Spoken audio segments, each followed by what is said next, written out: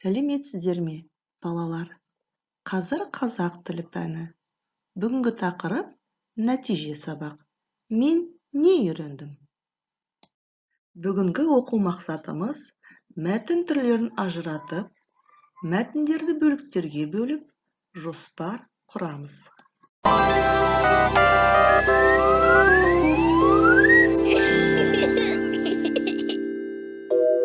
Ай мектеп.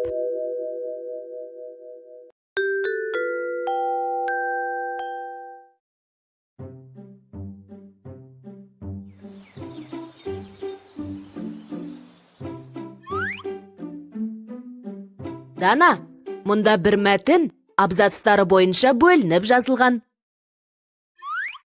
Оқып шығып, абзацтарды дұрыс орналастыруымыз керек. Мәтін бұлай басталмай. Бұл да бас емес. Мынау басы, мынау соңы. Аға, құрастырып болдым, оқып шығайын. Топта 25 бала бар. Жаңа тәрелке 24. Жаңа тәрелкелер әдемі, гүлі бар. Бір тәрелке ескі, оның суреті жоқ. Балалардың ескі тәрелкемен тамақ ішкілері келмеді. Маған ескі тәрелкенің керегі жоқ, деді Оспан. Ескі тәрелкенің маған да керегі жоқ деп шулады балалар.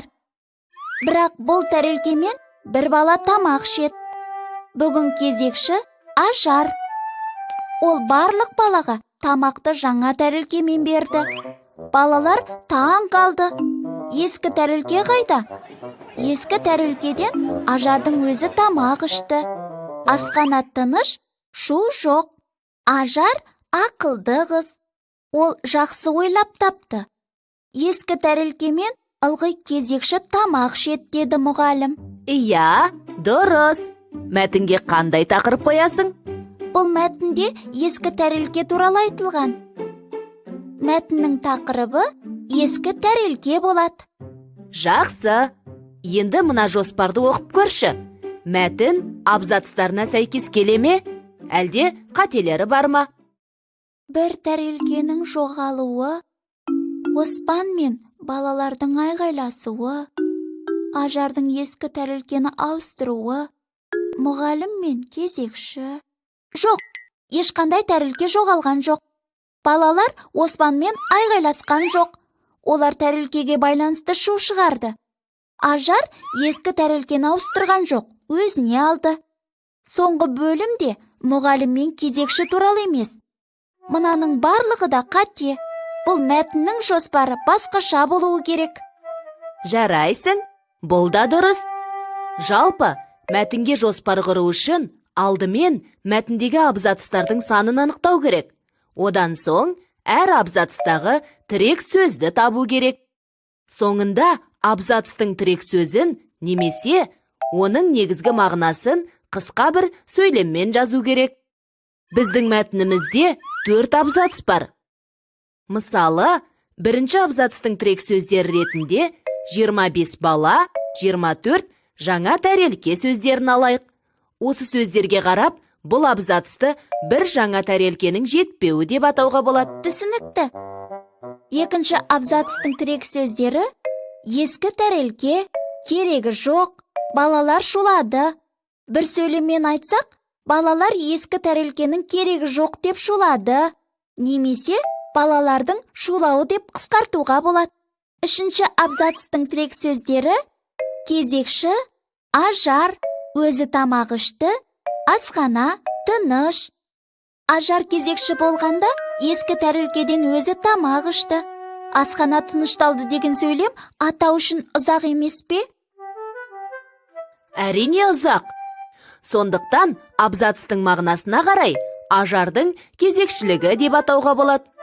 Соңғы абзацтың ескі тәрелкемен ылғи кезекші тамақ ішеді, деді мұғалім деген сөйлемін атау ретінде алуға бола ма? Ұзақтау. Бұл мәселенің шешімі ғой.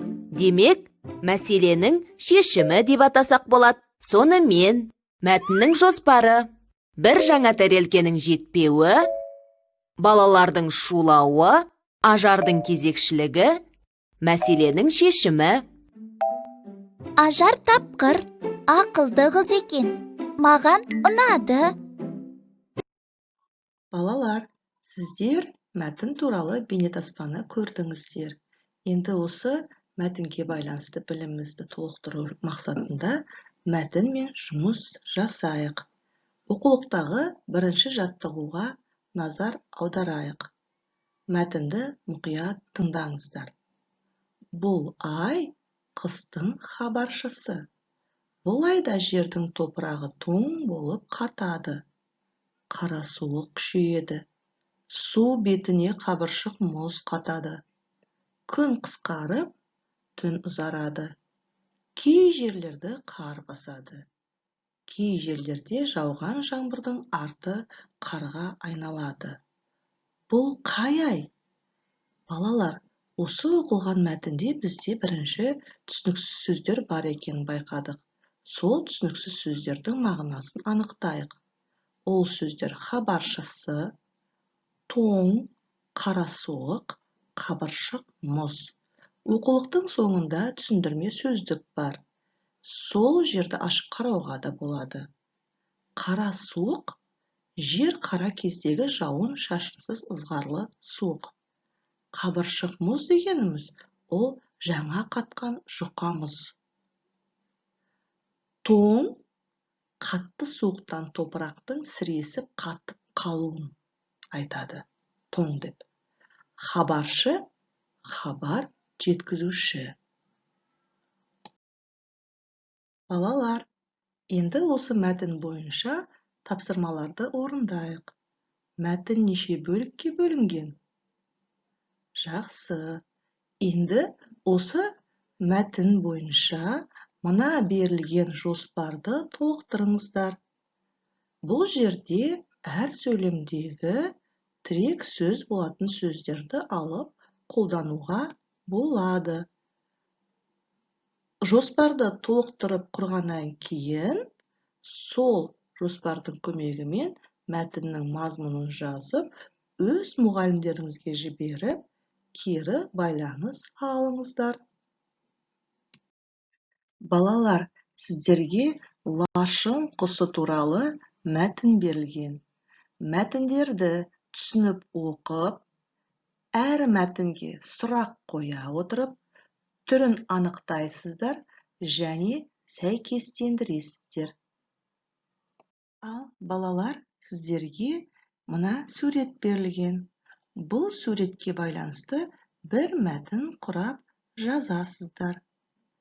Құраған мәтіндеріңіз әңгімелеу мәтіні, немесе пайымдау мәтіні, немесе сипаттау мәтіні болуы мүмкін. Іске сәт. Балалар, бүгінгі сабақта сіздер мәтінді бөліктерге бөлдіңіздер. Мәтін түрлерін ажыраттыңыздар. Мәтін мазмұнына сай жоспар құрып, мазмұндама жаза білдіңіздер. Енді бүгінгі сабаққа қатысты тапсырмалардың орындалуын өз мұғалімдеріңізге жіберіп, кері байланыс алыңыздар. Бүгінгі сабақ аяқталды. Сау болыңыздар.